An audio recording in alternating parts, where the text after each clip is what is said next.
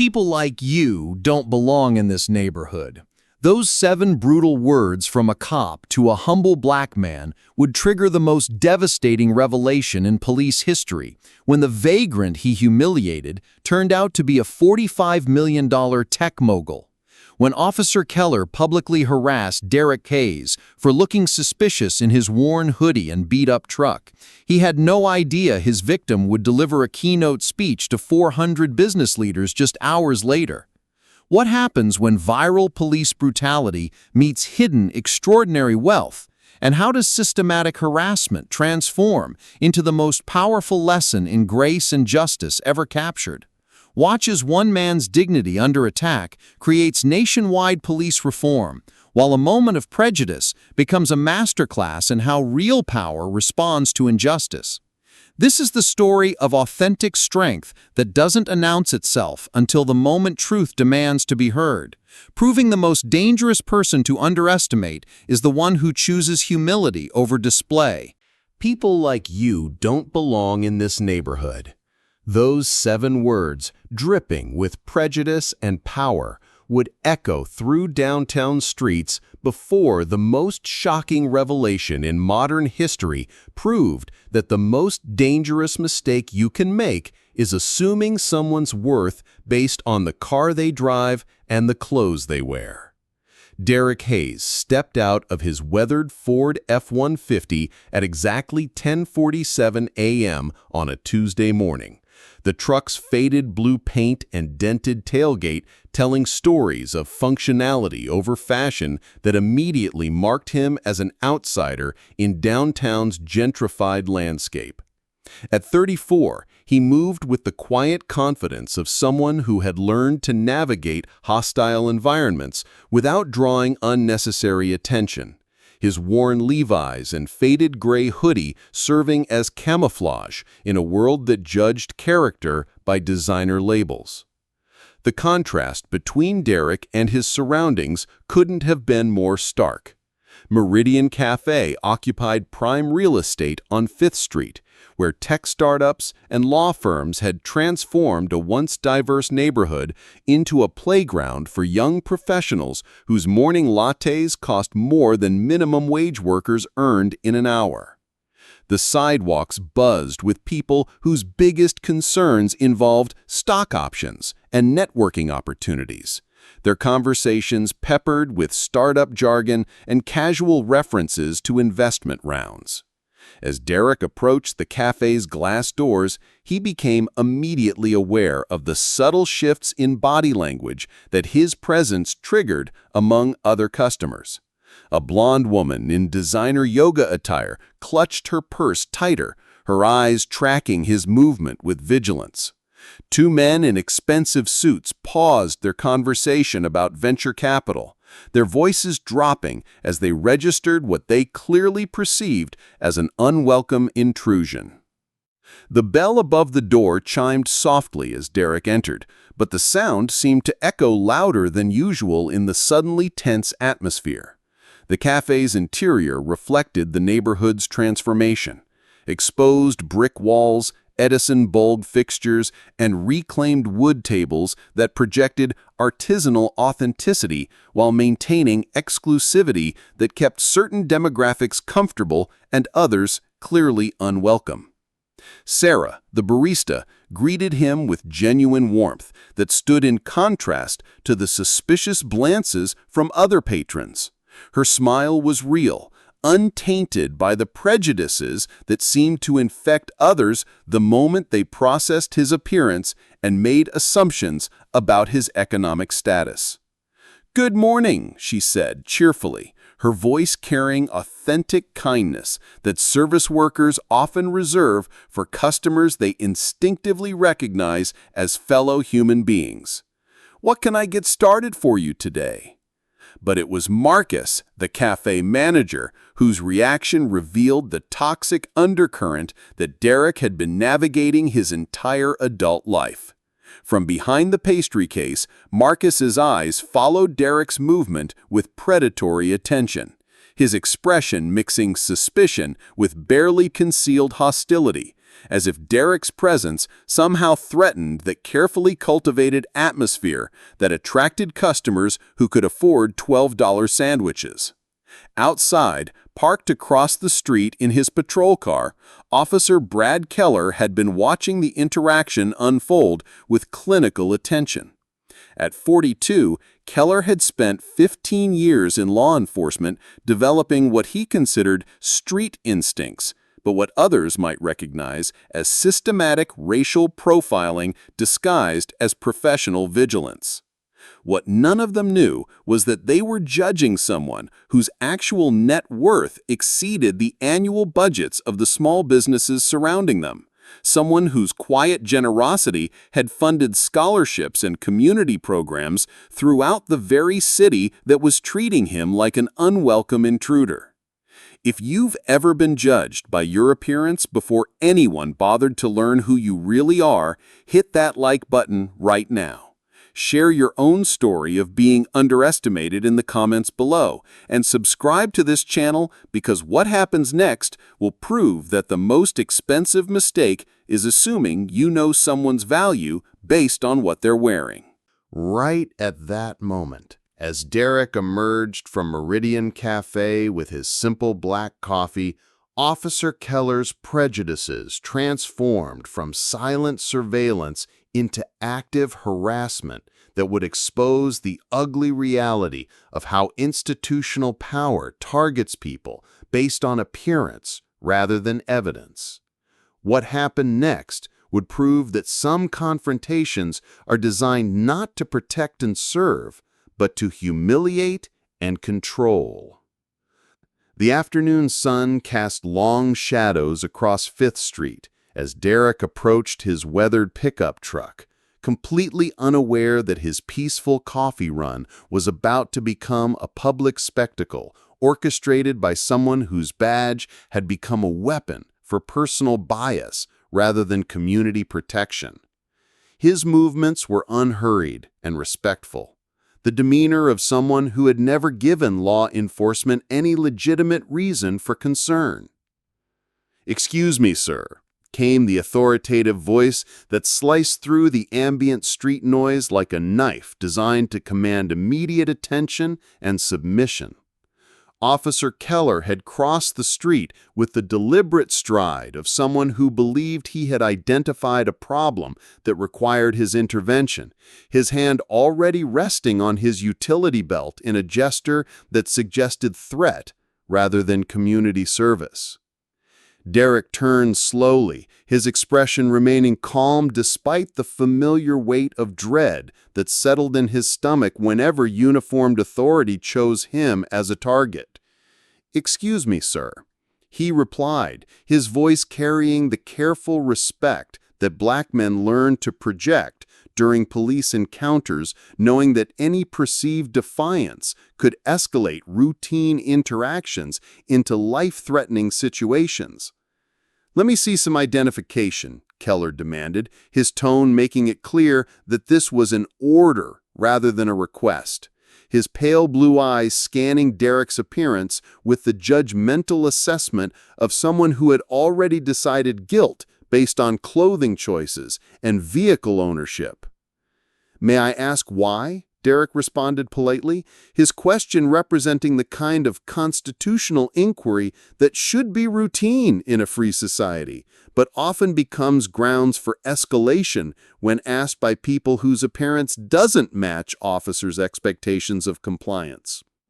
Keller's reaction was immediate and telling, his face flushing with the particular anger that comes from having authority questioned by someone he viewed as inherently subordinate. "Don't get smart with me," he snapped, his voice rising to ensure that passing pedestrians would witness his dominance over someone who he had categorized as suspicious based purely on demographic profiling. By now, a crowd had begun to gather, with the magnetic pull that public confrontations create in urban environments. Office workers paused their lunch breaks, shoppers slowed their pace, and cafe patrons pressed against windows to witness what promised to be either routine police work or systematic harassment played out for public consumption. "Let me guess," Keller announced with theatrical sarcasm, designed to humiliate rather than investigate. "You don't even have a driver's license, do you? Probably here to panhandle from these nice business people who actually contribute to society." The words hit like calculated slaps, each assumption designed to reduce Derrick's humanity while reinforcing Keller's perceived authority.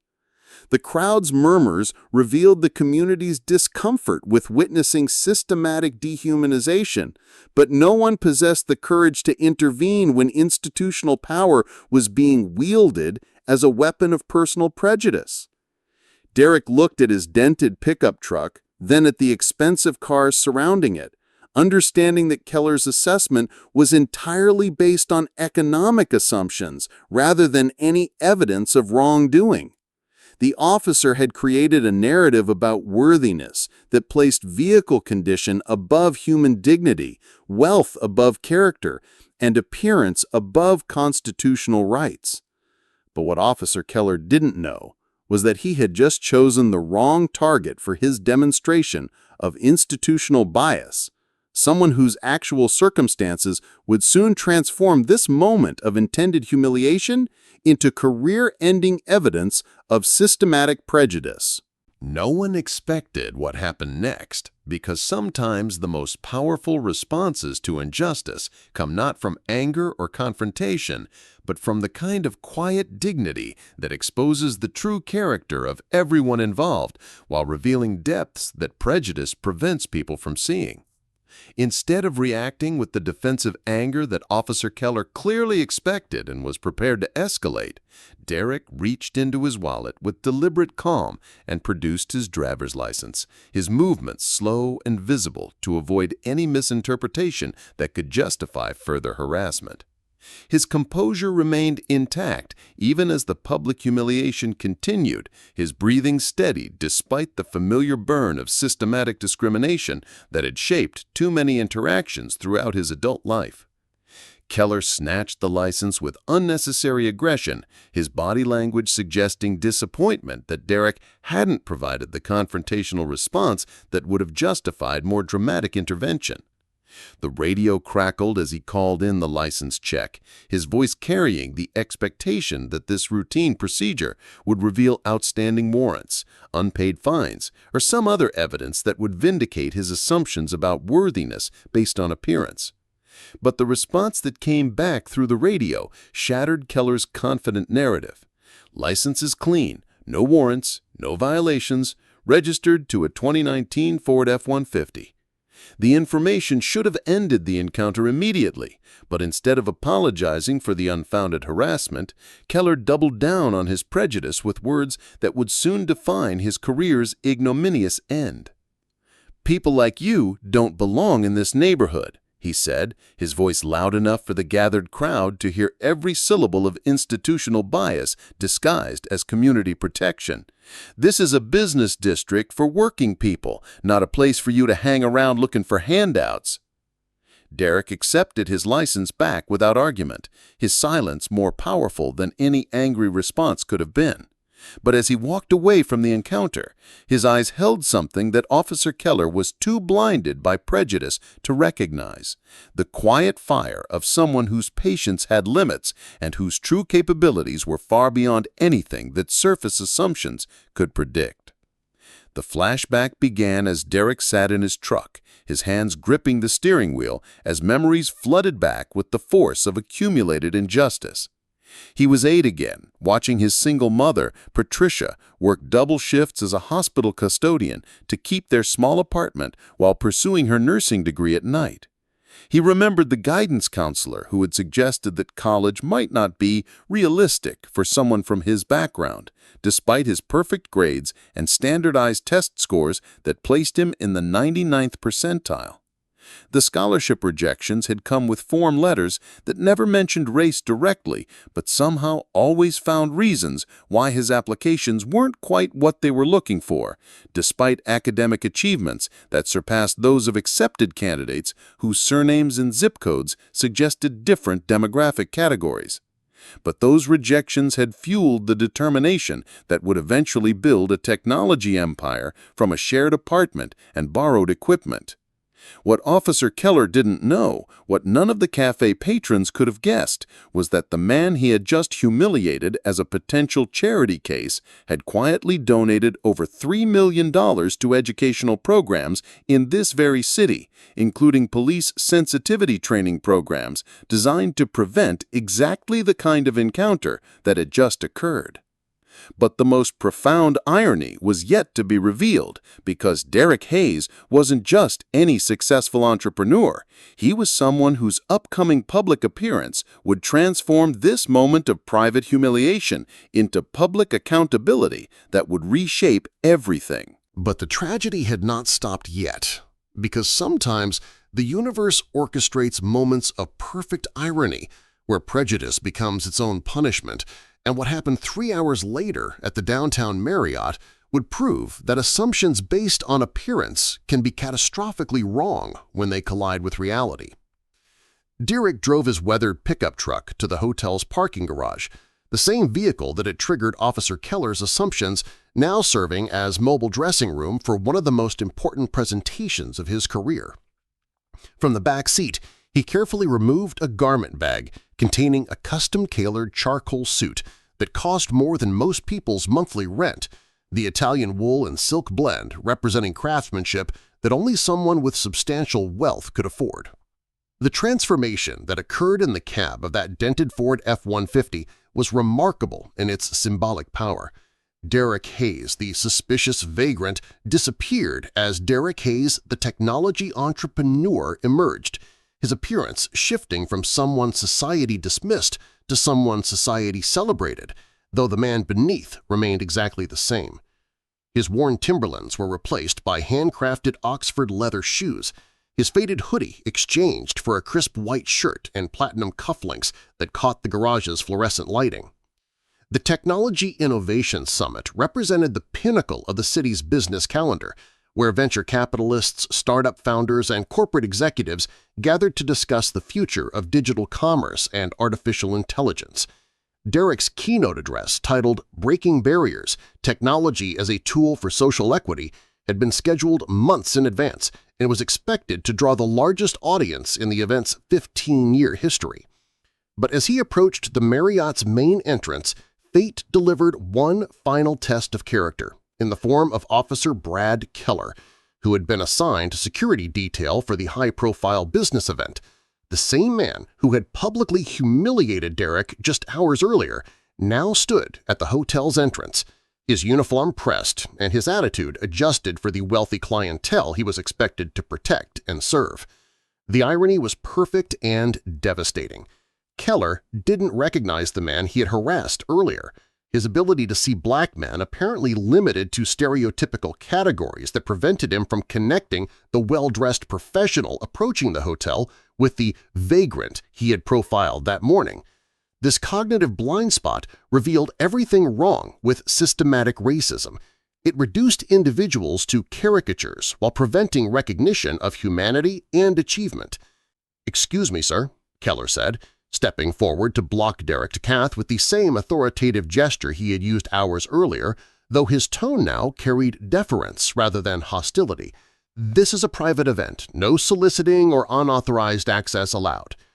The words hit with familiar weight, but this time they carried additional layers of irony that would soon become apparent to everyone involved. Derrick looked directly into Keller's eyes, searching for any flicker of recognition, any moment of connection between this encounter and their previous interaction. But there was nothing, just the same institutional blindness wrapped in different packaging.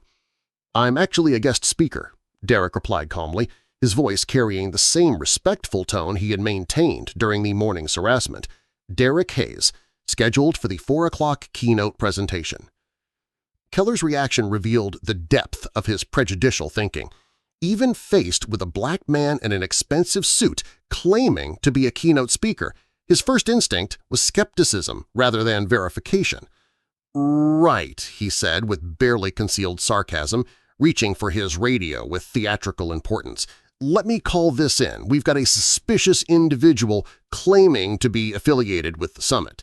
The suspicious individual phrase echoed through the hotel lobby, drawing attention from arriving attendees who turned to witness what appeared to be another case of racial profiling playing out in real time. Several people began recording with their phones, sensing that they were about to witness something significant, though none of them could have predicted the spectacular revelation that was about to unfold. But before Keller could complete his radio call, the hotel's general manager, Patricia Williamson, appeared in the lobby with the frantic energy of someone who had just realized that a catastrophic mistake was about to destroy her establishment's reputation. She had been reviewing the evening speaker schedule when she noticed that their most important presenter was due to arrive at exactly this time. "Mr. Hayes!" she called out, her voice carrying across the marble lobby with unmistakable urgency and respect. "I'm so sorry for any confusion. Your keynote presentation starts in just 20 minutes, and we have over 400 attendees waiting to hear from you." The silence that followed was crushing in its implications for Officer Keller, whose radio suddenly felt heavy in his hand as he realized he had just attempted to bar the event's most important speaker from entering the venue. The gathered crowd processed the revelation with a mixture of shock and recognition, understanding that they had just witnessed systematic racism collide with reality in the most public way possible. Derrick's response would define not just this moment, but the national conversation that would follow, proving that real power doesn't announce itself with volume, but reveals itself through grace under pressure. If you've ever witnessed someone's prejudices collide with reality in spectacular fashion, if you believe that character matters more than appearance, hit that like button right now. Share your thoughts on how we can build a world where people are judged by their contributions rather than their clothing. And subscribe to this channel because what Derrick does next will prove that the most powerful responses to discrimination come from those who transform pain into purpose. Right at that moment, as Patricia Williamson's urgent greeting shattered Officer Keller's assumptions and exposed his systematic prejudice to a lobby full of witnesses, the universe was about to deliver the most profound lesson in grace, power, and the difference between revenge and justice that anyone present would ever witness. The elevator ride to the hotel's conference level gave Derrick precious minutes to compose himself, not from anger or embarrassment, but from the weight of an opportunity that had been thrust upon him by circumstances beyond his control. He had prepared his keynote address weeks in advance, focusing on technology's potential to bridge economic gaps and create opportunities in underserved communities. But the morning's encounter with Officer Keller had provided him with a real-time case study in systemic bias that would transform his prepared remarks into something far more powerful and personal. The grand ballroom filled with the energy of 400 business leaders, venture capitalists, and technology innovators who represented billions in combined wealth and influence. These were the people who made decisions that shaped markets, funded startups, and determined which voices would be amplified in the national conversation about economic opportunity and social justice. They had come expecting insights about artificial intelligence and digital commerce, but they were about to receive an education about the human cost of assumptions and prejudice. Patricia's introduction was effusive in its praise for Derrick's achievements, highlighting his company's $45 million valuation, his pioneering work in educational technology, and his quiet philanthropy that had funded STEM programs in over 200 schools across the Southeast. But she had no idea that her guest speaker had spent that very morning being publicly humiliated by the same officer who was now providing security for the event. When Derrick took the stage, his presence commanded immediate attention through sheer force of authentic authority rather than theatrical performance. His voice carried the weight of lived experience as he began with words that would be quoted in business schools and civil rights seminars for years to come. "This morning," he said, his tone calm but carrying undertones that made every person in the ballroom lean forward with attention. I had an encounter that perfectly illustrates why our industry's focus on innovation must be matched by our commitment to examining the biases that prevent us from recognizing talent, potential, and worth in all its forms. What followed was a masterclass in storytelling that transformed personal pain into universal lessons, individual injustice into collective responsibility. Derrick recounted the morning's events without naming Officer Keller directly, but with enough detail that anyone familiar with systematic profiling would recognize the pattern. He described the assumptions made about his character based on his clothing, the presumptions about his economic status based on his vehicle, and the immediate leap to criminality that occurred simply because his appearance didn't match someone's narrow definition of who belonged in certain neighborhoods.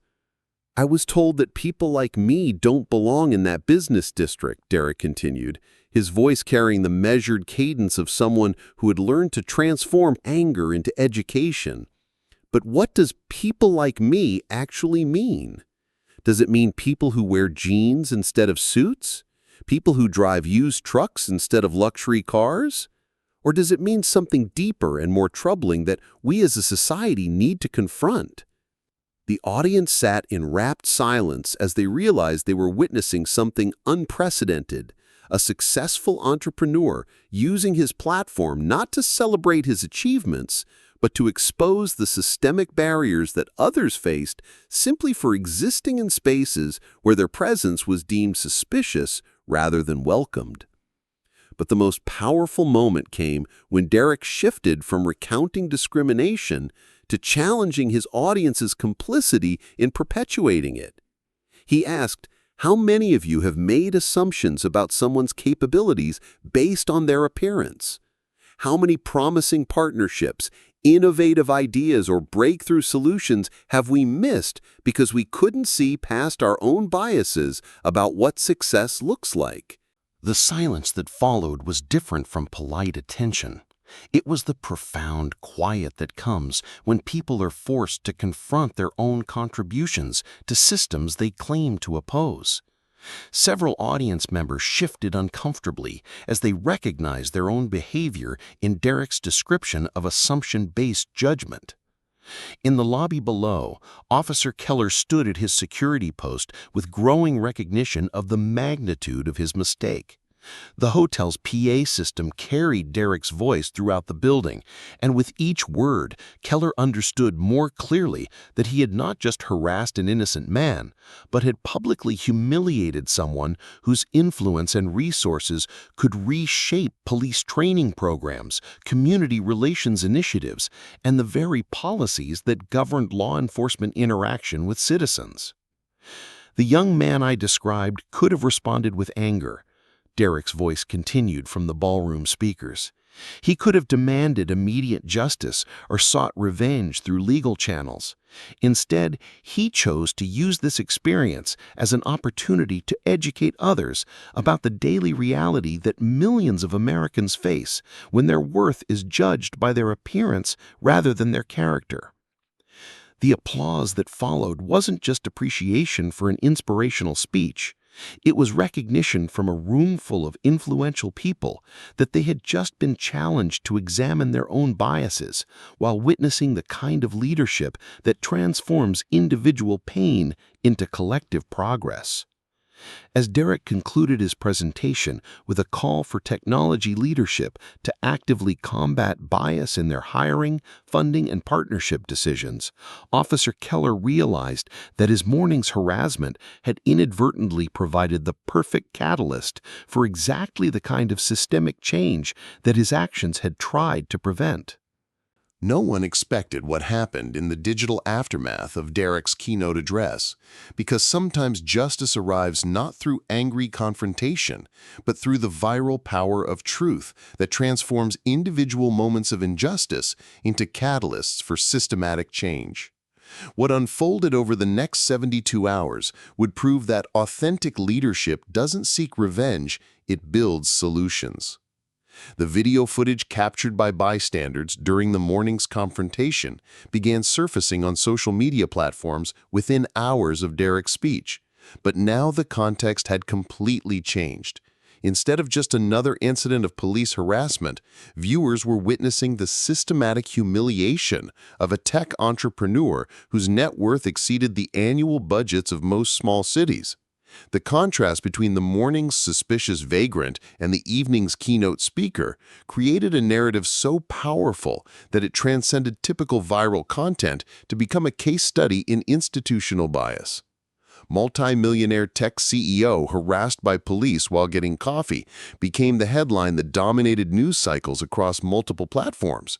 But the story's impact extended far beyond entertainment value into serious discussions about economic assumptions, racial profiling, and the daily indignities that successful people of color navigate while simply existing in public spaces.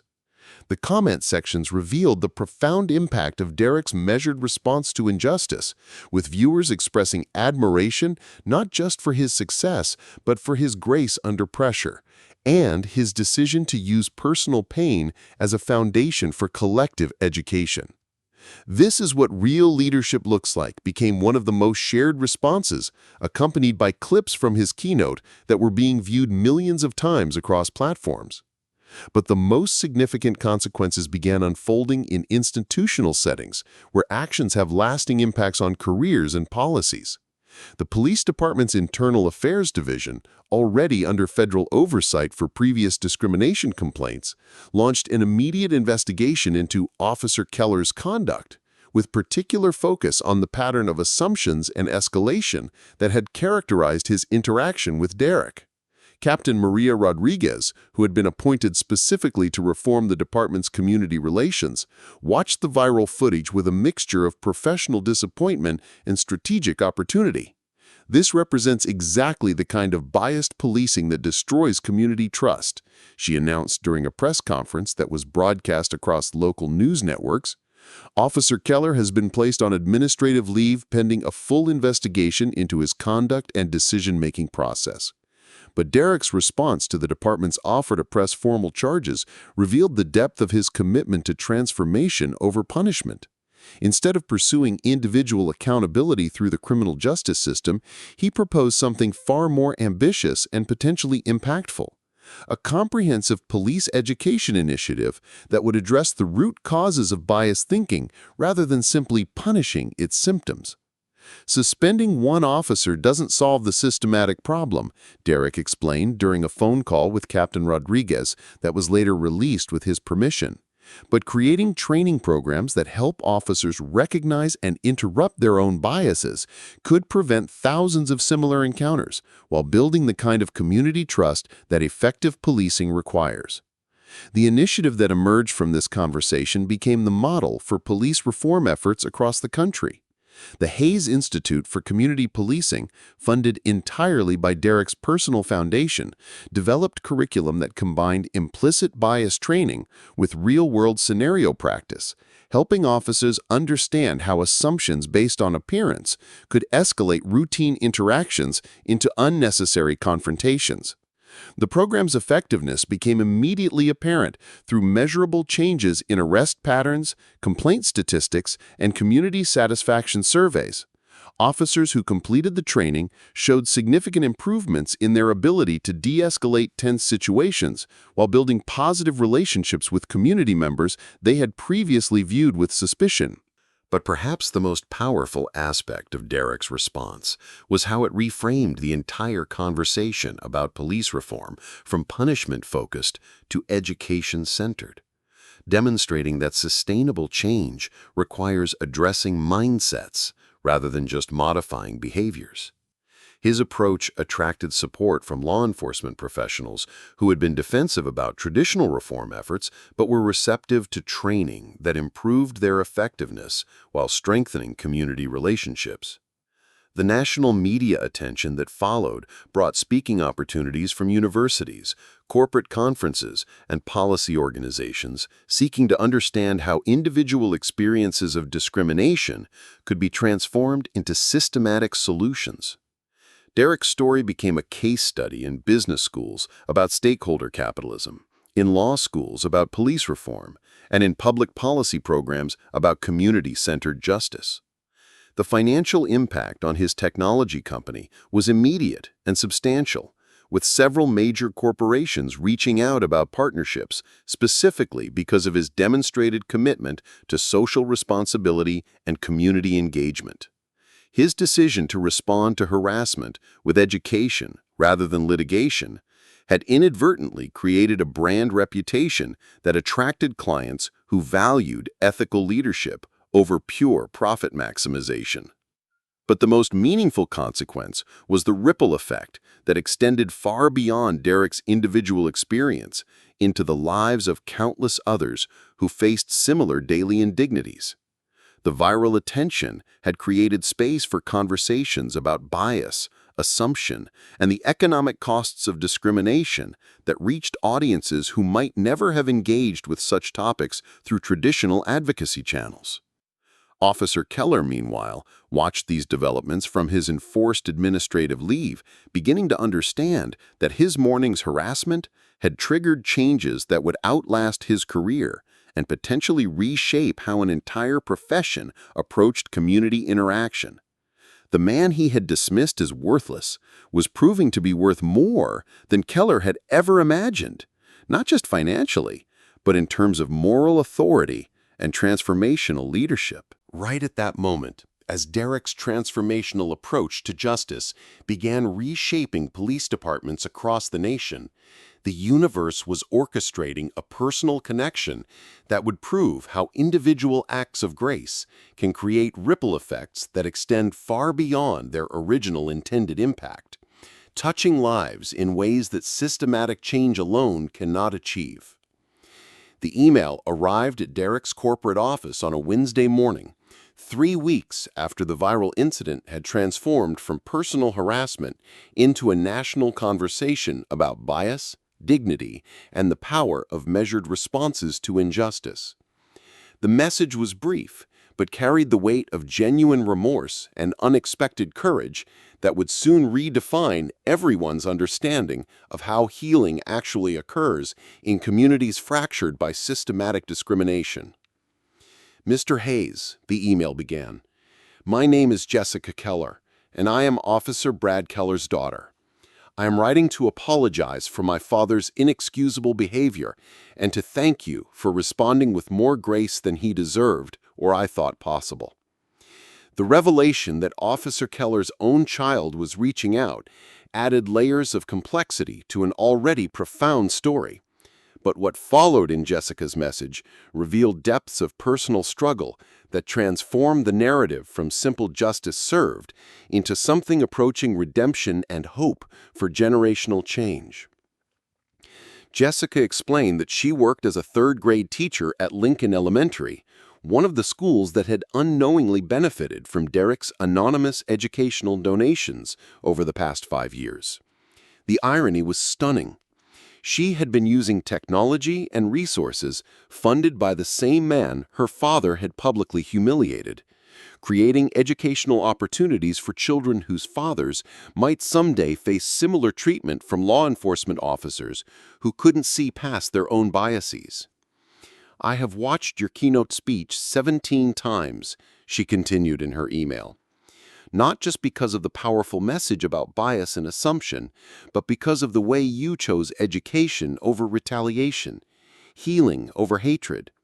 My father's actions that morning represented everything I have spent my career trying to overcome in my own students' lives, the tendency to judge others based on appearance rather than character." But the most profound aspect of Jessica's outreach was her request to join the Hayes Institute for Community Policing as a volunteer coordinator, offering to help develop curriculum that would prevent other children from growing up in households where casual racism was normalized and systematic bias was disguised as professional instinct. "I cannot change what my father did, but I can commit my own life to ensuring that the next generation learns to see people's humanity before making assumptions about their worth. If you would allow me to contribute to your foundation's work, I believe we could create programs that reach both law enforcement officers and their families, addressing the root causes of bias at the dinner table level, where attitudes are actually formed. Derrick's response to Jessica's email revealed the same measured wisdom that had guided his reaction to her father's harassment, but it also demonstrated how authentic leadership recognizes opportunities for transformation, even in the most unlikely circumstances. Rather than simply accepting her apology and moving forward, he invited her to a meeting that would become the foundation for one of the most innovative aspects of police reform ever attempted. "Jessica," he said during their first face-to-face conversation in his downtown office, "your willingness to acknowledge your father's mistakes while committing to prevent similar harm shows exactly the kind of courage that real change requires. But I think we can do something even more powerful than just preventing future incidents. We can create pathways for healing that include everyone affected by systematic bias, including the families of officers who perpetuate it." The program that emerged from their collaboration became known as Bridging the Gap, an initiative that brought together families of police officers with community members who had experienced harassment, creating structured dialogues that addressed both the personal and institutional factors that contributed to biased policing. The conversations were difficult but transformative, revealing how discrimination damages everyone involved while creating space for genuine understanding and behavioral change. But the most emotionally powerful moment in this evolving story occurred when Jessica arranged for her father to watch Derrick's keynote speech, not as punishment, but as an opportunity for him to understand the magnitude of his mistake and the grace that had been extended to him despite his actions. Officer Brad Keller sat in his living room, 3 weeks into administrative leave that had given him time to examine his own assumptions and behavior patterns, watching the viral video of his harassment alongside footage of Derrick's keynote address. The juxtaposition was devastating, seeing himself through the eyes of someone whose dignity he had attacked, whose worth he had dismissed, whose character he had misjudged so completely that his prejudice had become evidence of his own moral failure. "I watched my father cry for the first time in my adult life," Jessica later told Derrick during one of their regular foundation meetings. "Not from self-pity or embarrassment, but from genuine recognition of the harm he had caused and the grace he had been shown despite deserving none of it."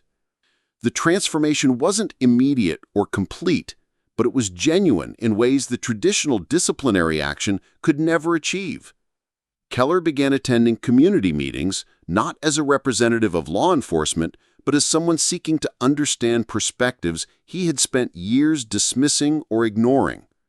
Most significantly, he volunteered to participate in the Hayes Institute's training programs as a case study in how personal bias could blind even well-intentioned officers to their own discriminatory behavior.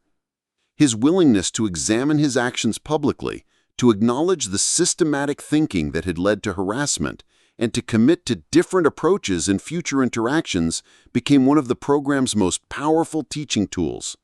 The ripple effects extended beyond individual relationships into policy changes that addressed family dynamics within police departments. Recognizing that officers' home environments significantly influenced their professional attitudes toward community members who didn't match their personal demographics or economic experiences. As Derrick reflected on the unexpected connections that had emerged from that morning's harassment, he understood that authentic justice often looks different from what victims initially expect. Instead of punishment that changes nothing, it creates transformation that prevents future harm, while healing wounds that extend far beyond individual encounters. The quiet man in the worn hoodie had become a catalyst for change that extended from street-level policing to policy-level reform, proving that sometimes the most powerful responses to injustice are the ones that build bridges instead of walls. Right at that moment, 6 months after a coffee run had become a catalyst for nationwide police reform, Derrick Hayes found himself returning to the scene where his journey had begun, proving that sometimes the most profound victories are measured not in revenge served, but in dignity maintained and communities transformed through the quiet power of grace under pressure. The bell above Meridian Cafe's door chimed with the same soft note that had marked his entrance on that fateful Tuesday morning, but everything else about the atmosphere had changed in ways both subtle and profound. The same exposed brick walls and Edison bulb fixtures remained, but the energy felt different, less tense, more genuinely welcoming, as if the establishment had undergone its own transformation alongside the broader community conversations that Derrick's experience had sparked. Sarah, the barista who had shown him kindness even when others had displayed suspicion, greeted him with a smile that carried recognition and respect, rather than just professional courtesy. "Good morning, Mr. Hayes," she said, her voice warm with genuine appreciation. "The usual black coffee?" But it was the change in other customers' behavior that revealed the deeper impact of the viral incident and its aftermath. Instead of the uncomfortable glances and clutched purses that had marked his previous visits, Derrick noticed nods of acknowledgement, respectful greetings, and the kind of casual acceptance that should be normal but felt remarkable, given the contrast with his earlier experiences. Marcus, the manager whose suspicious stares had once made Derrick feel unwelcome in his own neighborhood, approached with an expression that mixed remorse with newfound understanding. "Mr. Hayes, I wanted to personally apologize for how you were treated here," he said, his words carrying the weight of genuine reflection rather than corporate-mandated damage control. "Your response to that situation taught all of us something important about dignity and grace that I'll never forget." The conversation that followed revealed how individual acts of character can ripple outward to transform entire communities. Marcus explained that the cafe had implemented new customer service training focused on treating every person with equal respect, regardless of their appearance or perceived economic status, using Derrick's experience as a case study in how assumptions could damage both individual dignity and business relationships. But the most meaningful encounter was yet to come. As Derrick sat at the same table where he had planned his keynote speech 6 months earlier, he noticed a familiar figure walking past the window, Officer Brad Keller, no longer in uniform but dressed in civilian clothes, moving with the subdued demeanor of someone whose world had been fundamentally altered by consequences he had never anticipated. Their eyes met through the glass, and after a moment's hesitation, Keller entered the cafe with the careful movements of someone unsure of his welcome, but determined to face the consequences of his actions. The silent exchange that followed contained more communication than volumes of apologies could have conveyed. Keller's nod was brief, but carried layers of meaning: acknowledgement of wrongdoing, gratitude for grace received, and recognition of the transformation that had occurred not just in him, but in the broader community conversations about bias, dignity, and the responsibility that comes with authority.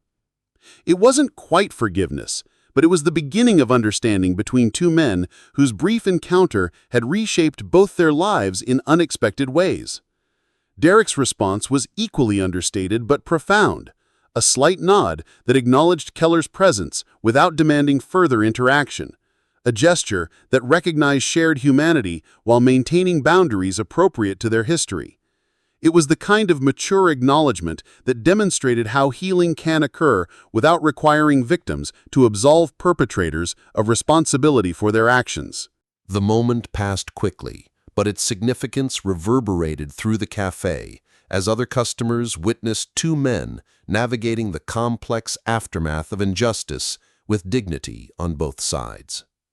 Keller's departure was as quiet as his entrance, but his willingness to face the man he had wronged in the place where his harassment had occurred suggested genuine reflection rather than performative contrition. As Derrick finished his coffee and prepared to leave, he reflected on the journey that had begun with humiliation and evolved into transformation, touching thousands of lives across the country. The Hayes Institute for Community Policing had trained over 2,000 officers. The Bridging the Gap program had facilitated healing conversations in dozens of communities, and policy changes inspired by his approach had been implemented in police departments from California to New York. But perhaps the most satisfying aspect wasn't the institutional changes or the national recognition. It was the simple fact that he could sit in his neighborhood cafe, wearing the same worn jeans and faded hoodie that had once marked him as suspicious, now treated with the basic respect that should never have required earning through public revelation of his worth. The final narration that played as Derrick walked to his weathered pickup truck captured the essence of everything that had transpired. You never know who someone is when you first meet them, but they will always remember how you made them feel. The question isn't whether you have the power to judge others, it's whether you have the wisdom to see their humanity first. The quiet millionaire drove away in his dented Ford, having proven that real power doesn't announce itself with luxury, but reveals itself through character, when character matters most. Here's the truth that Derrick Hayes taught us without ever raising his voice. In a world obsessed with external markers of success, the most transformative power belongs to those who understand that real wealth isn't measured by what you display, but by how you respond when your character is tested.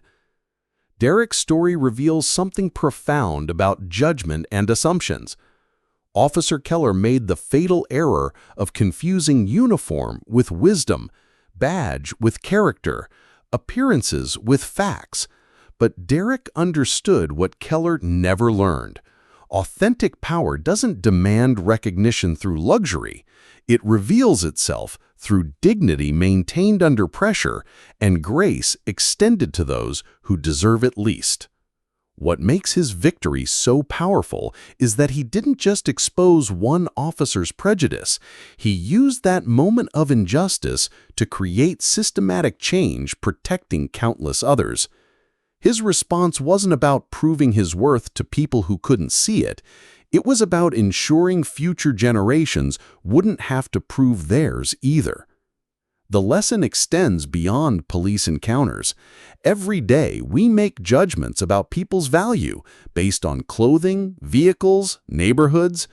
Derrick's journey reminds us that the person serving coffee might be funding schools. The man in the beat-up truck might own your company. And the quiet individual you dismiss might possess exactly the wisdom you need. Officer Keller's transformation from perpetrator to reform participant proves even entrenched biases can be overcome. But Jessica Keller's courage in acknowledging her father's mistakes while preventing future harm shows that healing happens when families choose growth over defensiveness. The most satisfying aspect isn't watching prejudice exposed. It's seeing someone refuse to let others' limitations define their possibilities. Derrick's $45 million wasn't what made him valuable. His character made him invaluable. His wealth just gave him the platform to prove real power builds bridges, while fake power builds walls. The most important lesson is that systematic change requires individual courage from people willing to transform pain into purpose. Derrick could have destroyed Keller's career, but instead reshaped police training nationwide. That's the difference between having money and having wisdom. One buys temporary satisfaction, the other creates lasting transformation. If this story reminded you that worth isn't worn but carried in your heart, if it inspired you to look deeper than appearances, hit that like button right now. Share your experiences with being underestimated in the comments. I read every story. Subscribe for more stories proving the most dangerous person to underestimate is the one who chooses character over credentials, because sometimes the quietest people own the building.